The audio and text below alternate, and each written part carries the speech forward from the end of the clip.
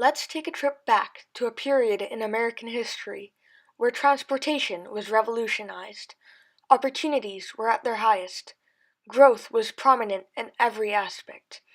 and when there was an underlying racism towards Native Americans. Witness the birth of a new time in America through the fateful completion of the Transcontinental Railroad, and how it brought many opportunities, such as the opportunity for daring adventurers, called homesteaders, to accept an offer known as the Homestead Act, which allowed them to gain 160 acres of land in the West for a cheap price, such as the opportunity for African Americans to escape persecution and move to a safe environment using the same Homestead Act, such as the opportunity for prospectors, better known as miners, to strike it rich in the Rockies, such as the opportunity for brave cattle ranchers, known as cowboys, to make long trips with their cattle to the north and make a profit out of the industry. But all of these people groups would have issues,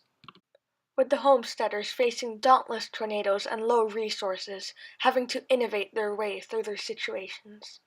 with the African Americans facing a yellow fever epidemic and poverty in their new lives, with the miners facing dangerous work and constant travel to untouched peaks, which created boom towns thriving during gold rushes, but leaving behind ghost towns, boom towns which were already used, with the cowboys facing difficult journeys from the invention of barbed wire as well as rough conditions. But through all of this, there was a dark side of America during this time. The government was forcing millions of Native Americans into cramped reservations to make room for settlers. This initiated a long series of conflicts with them, including the Battle of Little Bighorn, starting due to Americans not following their compromises and promises with the Sioux,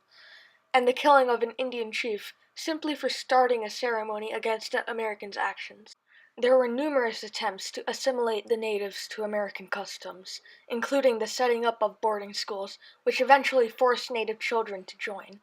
and the Dawes Act, which ended any natives' affiliation with their home group and gave each of them a plot of land to try and farm. So take a trip back in time and explore the inner workings of each of these aspects in the complex and sentimental period of westward expansion.